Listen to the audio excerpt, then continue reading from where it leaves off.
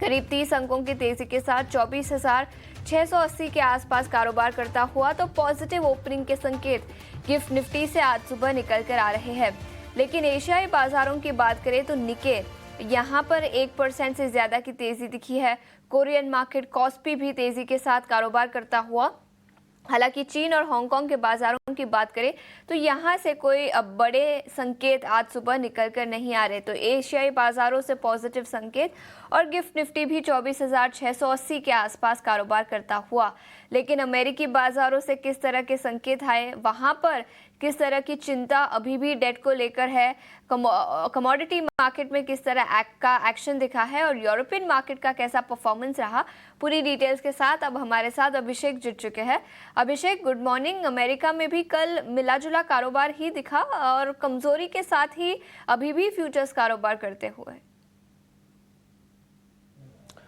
आशीषा, good morning. हाँ बिल्कुल, देखिए माहौल कमजोरी का ही था, सुस्ती का था और कल दिन भर बहुत ही तेज उतार चढ़ाव हमने बाजार में देखा। बुधवार को हमने देखा था कि तेज बिकवाली हुई थी, डाउ जोन्स में करीब 800 साढ़े 800 अंकों के आसपास से गिरावट आई थी। कल के सत्र की बात करें, डाउ जोन्स बंद हुआ है 1.35 अंक नीचे, लेकिन डे हाई से अगर बात करें तो करीब 230 अंक नीचे आया डाउ जोन्स। नेस्डेक की बात करें 50 अंक ऊपर बंद हुआ, लेकिन नेस्डेक भी दिन की ऊंचाई से करीब 125 अंक नीचे आके बंद हुआ और यही स्थिति रही S&P 500 की। 2.5 अंक की कमजोरी रही, लेकिन वोलेटाइल काफी ज्यादा सेशन रहा।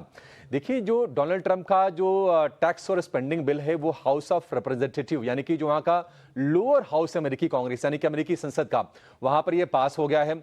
अब ये सीनेट में जाएगा पास होने के लिए, जो कि अपर हाउस है, वहां का ऊपरी सदन है अमेरिका में।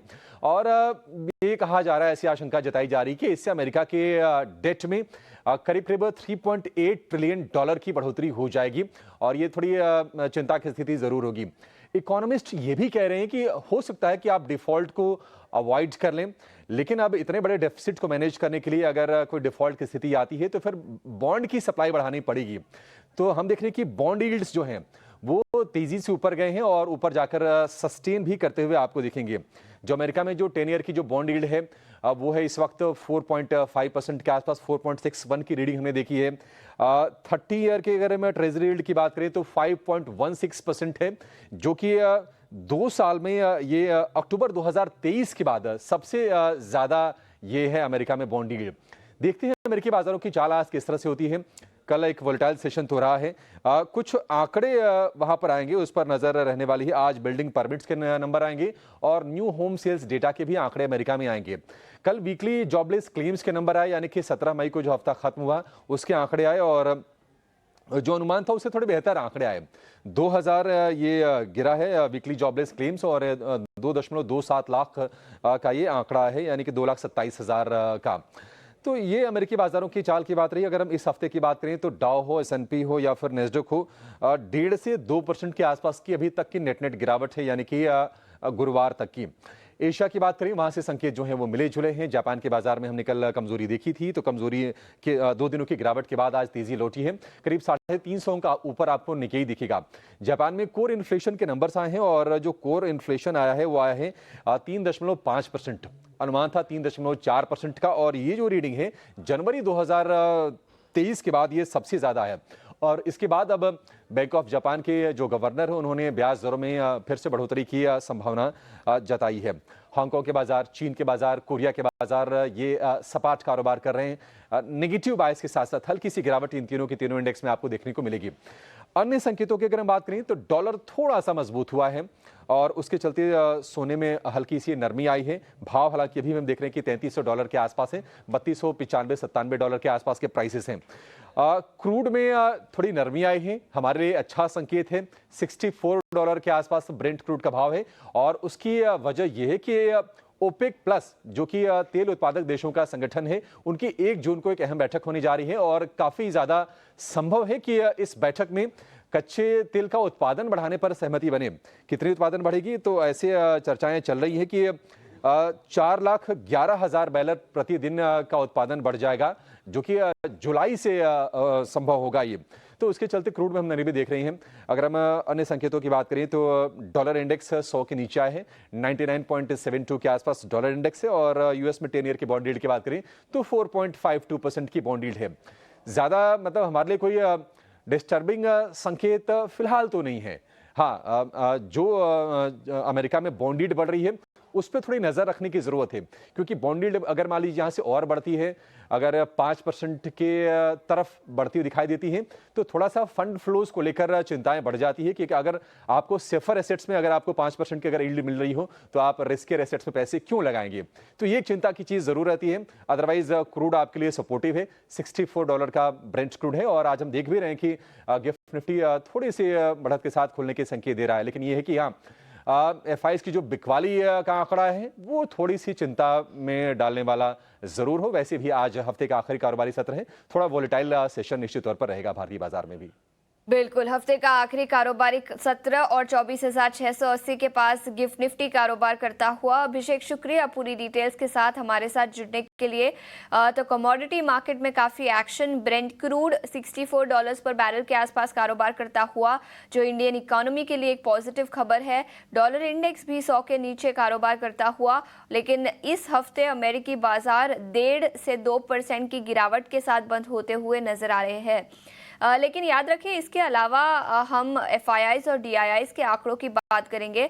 परसों के सत्र में खरीदारी दिखी थी, लेकिन कल फिर एक बार बिकवाली का आंकड़ा आया। करीब 5,050 करोड़ के शेयर्स फॉरेन इंस्टीट्यूशनल इन्वेस्टर्स ने कैश मार्केट में बेचे, लेकिन डीआईआईज ने करीब 3,700 करोड़ की खरीदारी की। याद रखें, इस हफ्ते काफ़ी बिकवाली दिखी है फॉरेन इंस्टीट्यूशनल इन्वेस्टर्स की। मंगलवार के सत्र में करीब 10,000 करोड़ की बिकवाली दिखी थी और इसके अलावा भी सोमवार के सत्र में भी बिकवाली थी। तो ऑल इन ऑल एफआईआईज की बिकवाली फिर एक बार लौटती हुई नजर आ रही है। अगर हम पिछले 5 दिनों का चार्ट देखेंगे तो कल बिकवाली वेडनेसडे को खरीदारी दिखी थी, लेकिन उसके पहले भी 2 दिन लगातार बिकवाली का ही आंकड़ा निकल कर आया था। इंडेक्स फ्यूचर्स और इंडेक्स ऑप्शंस के आंकड़ों पर एक बार नजर डाल लेते हैं। इंडेक्स फ्यूचर्स में 3,170 करोड़ की बिकवाली दिखी। इंडेक्स ऑप्शंस में करीब 45,000 करोड़ के शेयर्स उन्होंने बेचे। स्टॉक फ्यूचर्स में 3,500 करोड़ की बिकवाली, वही स्टॉक ऑप्शंस में करीब 3,500 करोड़ की बिकवाली कल के सत्र में दिखी। तो हाँ, एफआईआईज की बिकवाली स्टॉक ऑप्शंस में भी कल के सत्र में निकल कर आई। इसके अलावा 4 स्टॉक्स एफएनओ बैन में रहेंगे, उस पर भी एक बार नजर डाल लेते हैं। Dixon technology, Manappuram finance, RBL bank और टीटागढ़ रेल।